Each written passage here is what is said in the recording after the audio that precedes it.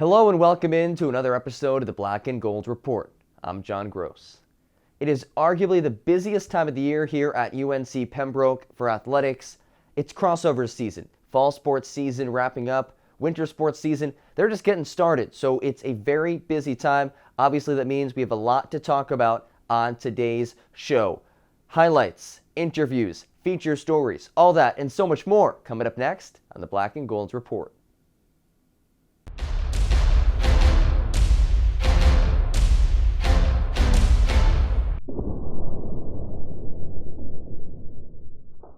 Let's start things off by taking a look back at the week that was here at UNCP Athletics. We'll start it on the wrestling mats. UNCP's wrestling team opening up their season at the Georgia Open, and they performed for sure. The 21st ranked team in the nation put 15 wrestlers on the podium, most notably Jonathan Miller at 141 pounds. His performance and his run through the championship round gave him the MEC Wrestler of the Week award. So congratulations to Jonathan and the rest of his 21st ranked Braves teammates. On the soccer pitch, UNCP took down Converse 5-0 on Tuesday night. We'll have highlights of their Saturday match against Georgia College, but the Braves are looking to roll, keep that momentum going as we approach the Peach Belt Conference Tournament.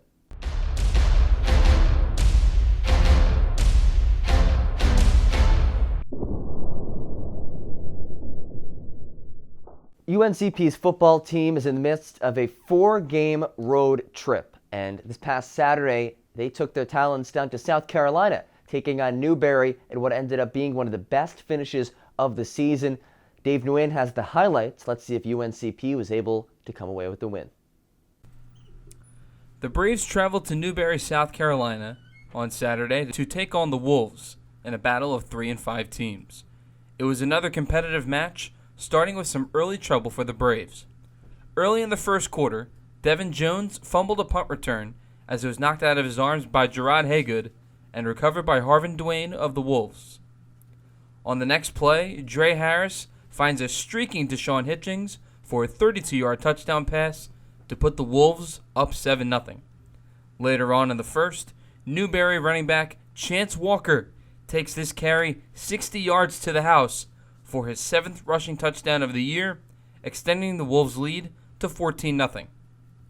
On the Braves' third drive of the game, they were able to drive methodically down the field thanks to D'Angelo Blair Young. Of the 11-play, 49-yard drive, Young had 8 carries for 39 yards as the drive ended in a Hunter Braswell 22-yard field goal, putting the Braves on the board at 14-3. Just before the end of the first, Walker from his own 27 sheds a tackle and goes up the middle of the Braves defense for 26 yards. Continuing the drive as we move to the second quarter, Harris finds Bobby Irby for 14 yards on 3rd and 11 to move into Braves territory. The Braves defense was able to stop the Wolves in the red zone, forcing Shea Rogers to miss a 36-yard field goal. On the next play, on the Braves' ensuing drive, Josh Jones gets sacked by Gerard Fontaine, forcing the Braves offense to go 3 and out. Next possession for the Wolves, Harris connects with Kitchings down the sideline for a 25-yard reception as the Wolves crossed midfield. A few plays later, Kitchings gets the handoff on a double reverse, cuts upfield, and has reservations for 6. Wolves on top, 21-3. On the ensuing kickoff, the Braves get a spark from the dangerous Devin Jones as he goes the distance for a 95-yard kick return touchdown, his 3rd of the year, cutting the Wolves' lead to 11. It was the 3rd straight game where the Braves scored a special teams touchdown this season. Newberry responded with a return of their own as Walker takes this return 92 yards down the sideline for his first kick return touchdown of the season, pushing the Newberry lead back to 18. On the next drive, Josh Sheridan helps the Braves move the offense down the field on this 24-yard run to set up 1st and goal at the 3. A couple plays later, Sheridan finishes off the drive as Josh Jones finds him open in the flat for a 4-yard touchdown, cutting the score to 28-17 Newberry. The very next offensive possession, Chance Walker fumbles the ball at midfield as Jordan Howard knocks the ball out and is recovered by Dominique Davis.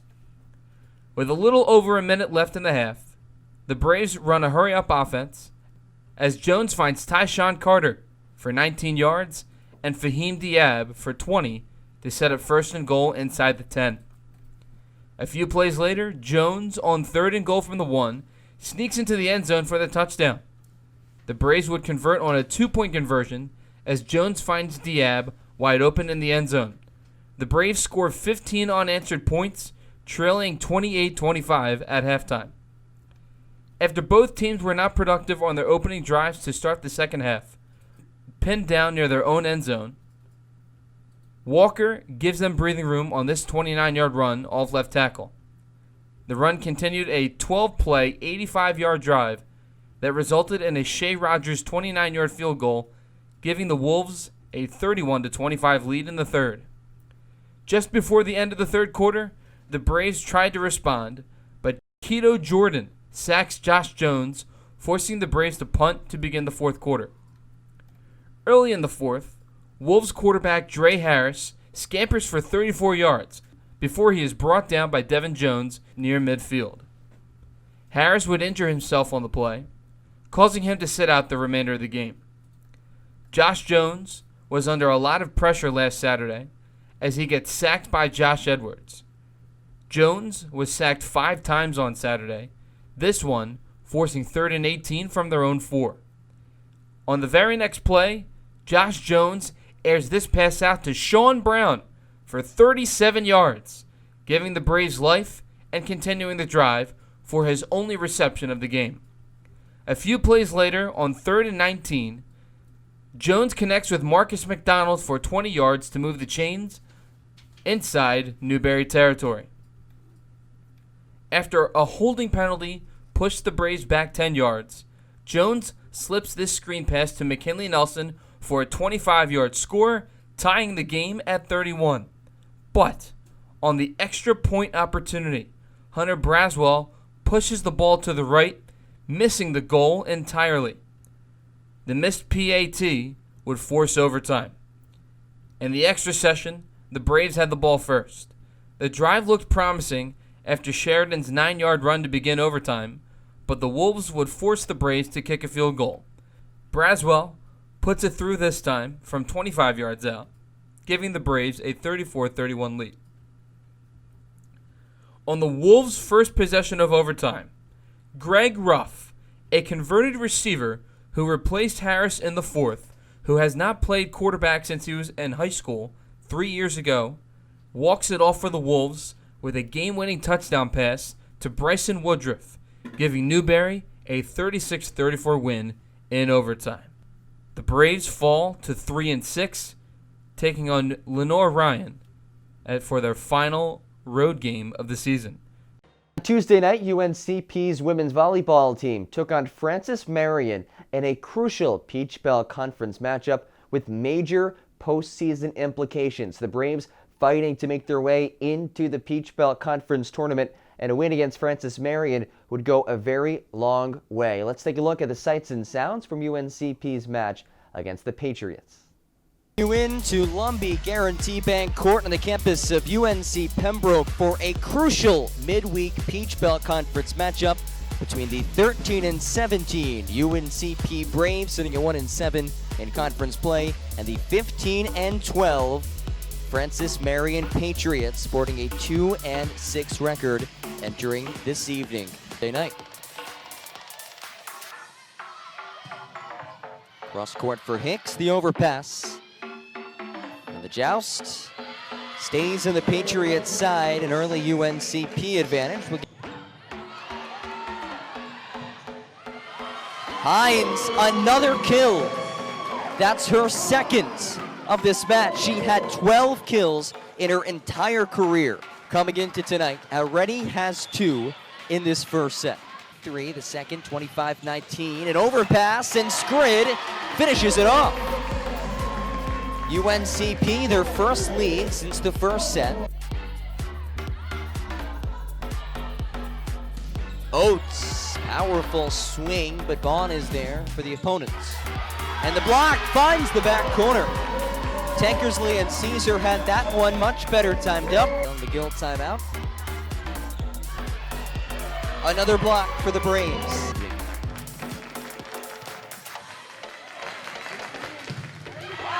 It's the block.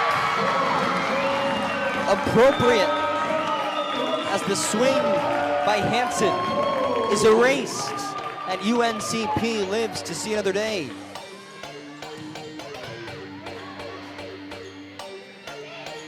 Can she finish it? Yes! Shannon Scrid, oh, that was much needed. The match.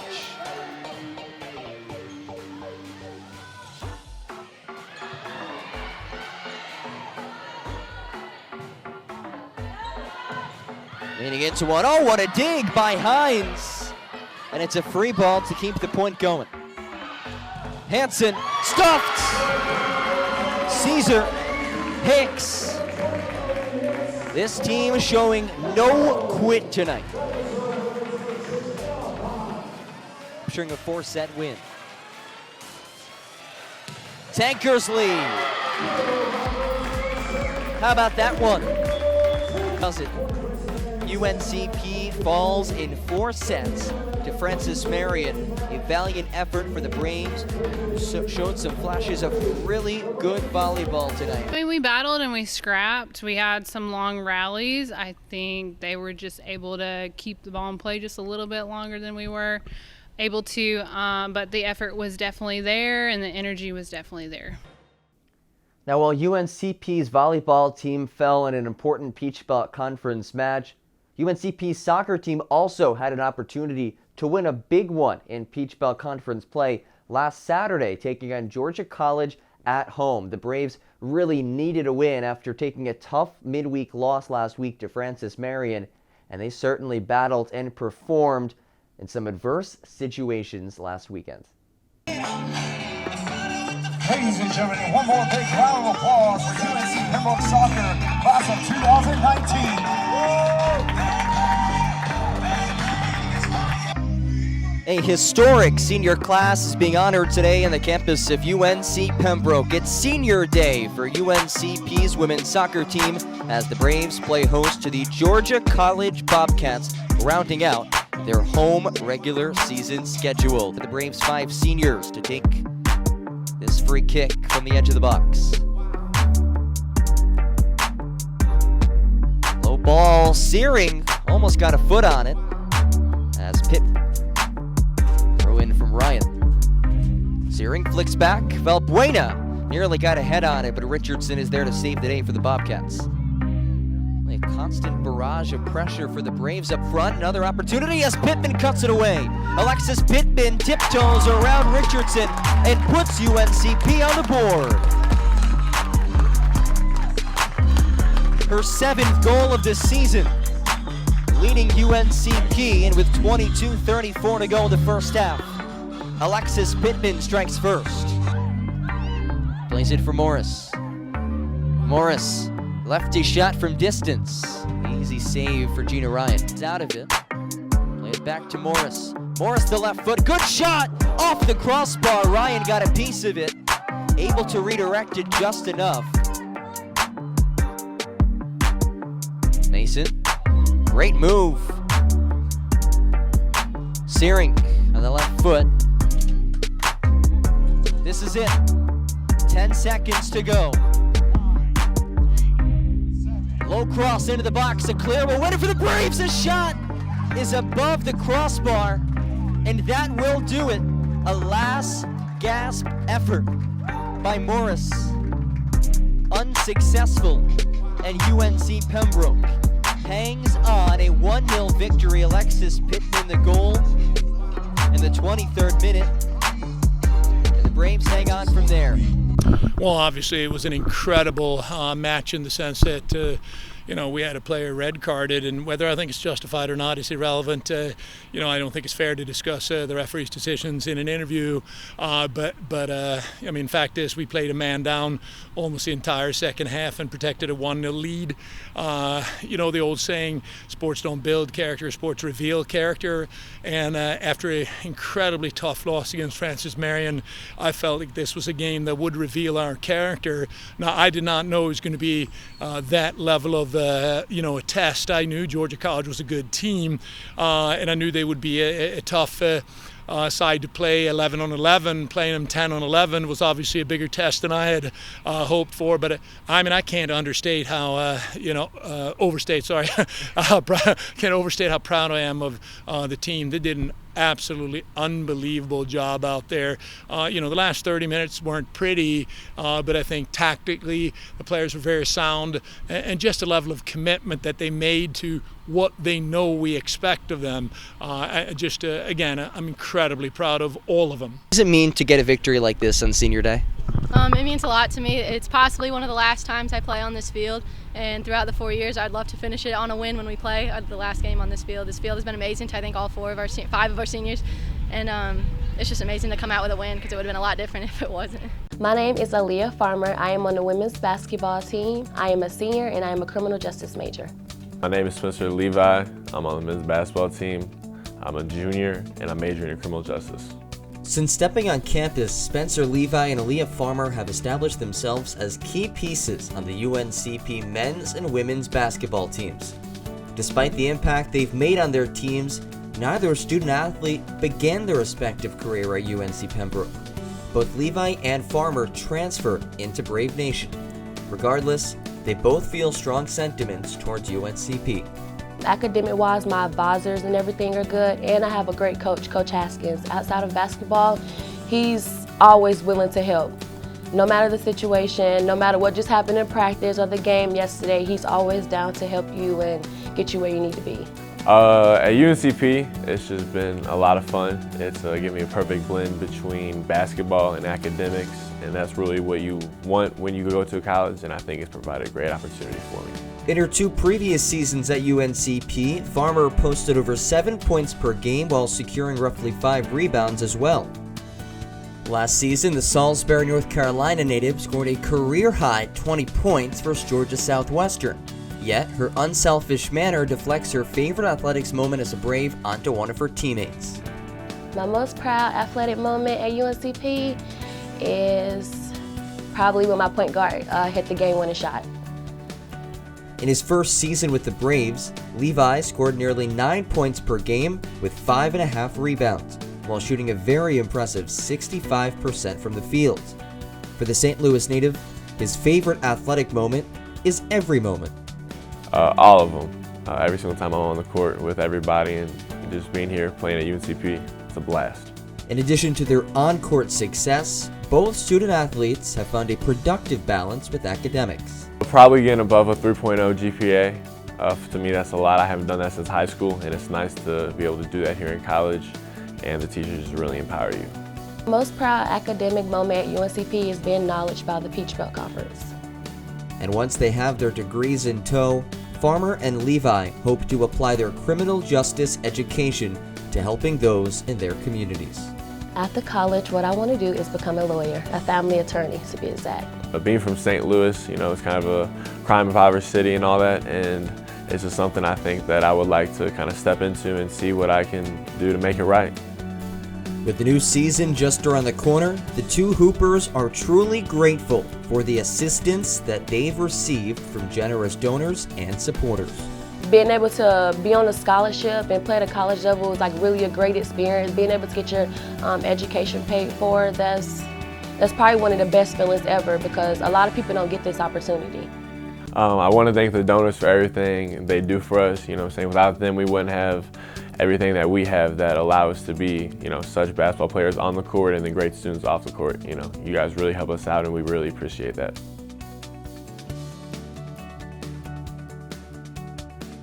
Basketball season is finally here at UNC Pembroke. So let's take a look at both our men's and women's team. We'll start it off with the women's. Head coach John Haskins enters his 16th year as the head coach of the Lady Braves. He's looking to get his program back to their winning ways. Let's hear what he had to say about the upcoming season. The college basketball season is upon us, and women's head coach John Haskins is excited to get the ball rolling. Always excited about the start of a new season. I was just thinking about the other day, I think this is my 34th season in college basketball, 26 as a head coach, and probably 38 or 39 total basketball season. But it's always an exciting time of year, looking forward to getting it underway. A man that has almost 4 decades of coaching experience, entering his 31st season at Brave Nation. One reason for Haskins' excitement is the amount of returning players from last year stepping on the court in 2019-2020, as 11 players from last year's roster returned to Brave Nation. Haskins has a good mix of veteran players, starting with T. Graham at point guard. I think that's always good, and particularly starting at the point guard spot, having a senior that's been in the program 2 years is really advantageous to our team. And then we've got some other upperclassmen that have played with Melanie Horn, Aaliyah Farmer.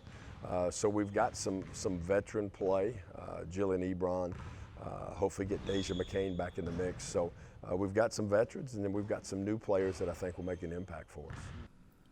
Graham, Melanie Horn, and Aaliyah Farmer were the top 3 leading scorers for the Braves last year. Not only does that help the Braves offense, but they are also floor generals on the court, acting as another coach during the game. In terms of leadership and in terms of being an example on the floor, hey, here's how we want to do things. A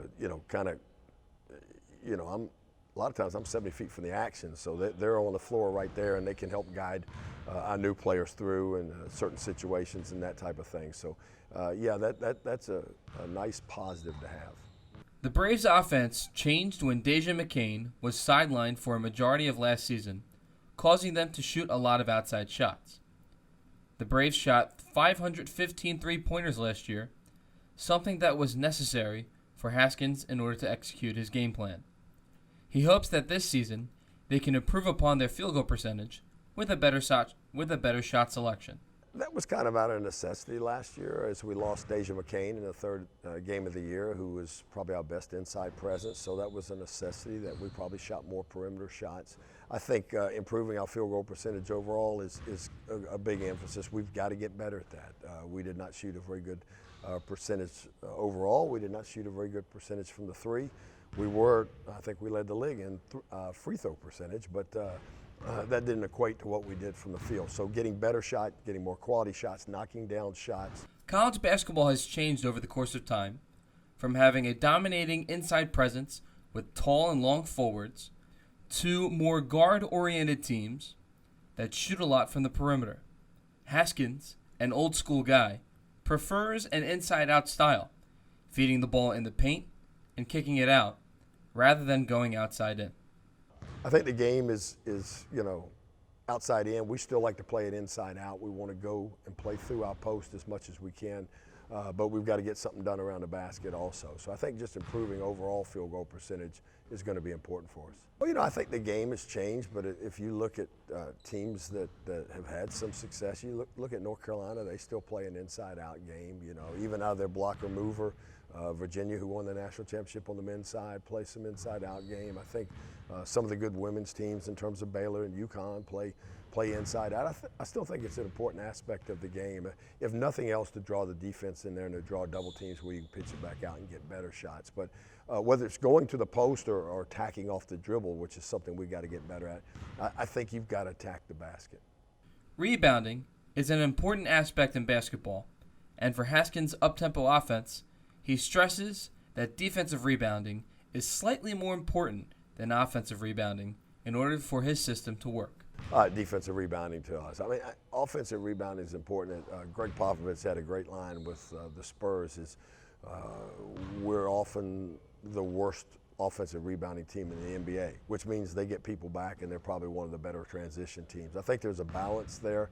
Our guys here do a great job of offensive rebounding. That's one of their best weapons. If you've got those players, those long athletic players, we've got to keep floor balance and defend against transition going the other way. So, but to us, defensive rebounding is huge. The way we play the pack line man-to-man defense, we want to only allow one contested perimeter shot and then finish the play by getting a rebound, and we want to run off of it. You know, the one thing I think we don't do a lot defensively that creates offense except for contesting perimeter shots, which leads to long rebounds and opportunities to run out in transition. So I think that's important too, that we can get the ball off a defensive rebound and get out on the break and attack. In order to execute at a high level offensively, the Braves will work on limiting the amount of turnovers per game, as they had 496 of them last season, just over 17 per game. And that's the first thing, and we scrimmaged the other day, and we threw it away too much in transition. I think to play fast, you still got to play discipline, and making good decisions in transition, making decisions on the move and that type of thing, and making sure you're still getting the quality shots you want. We've got a team that can run out, and in our scrimmage, we've got a lot of transition baskets.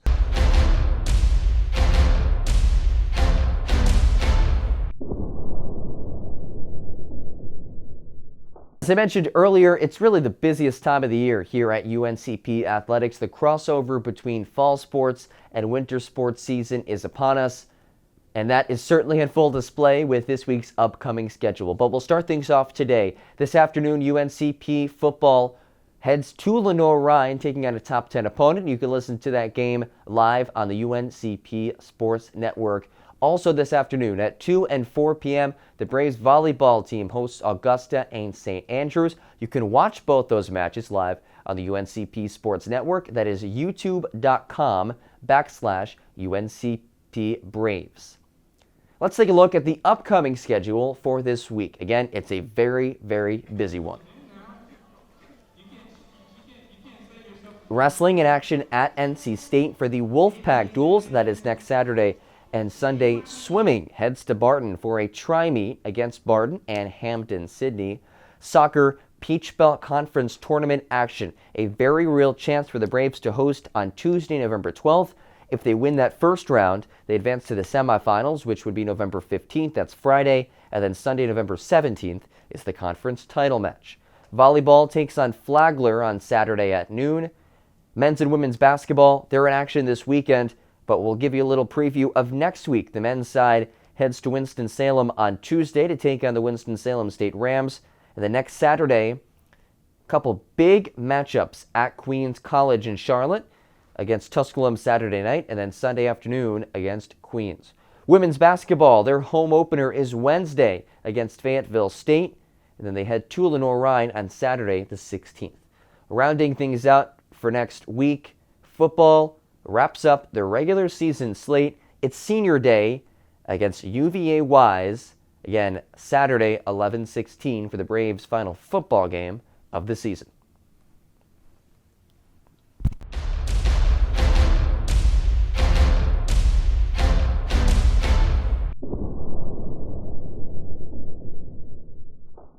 That'll do it for this week's episode of the Black and Gold's Report. For all of us here at the UNCP Sports Network, I'm John Gross. Thanks for joining us, and we'll see you next week.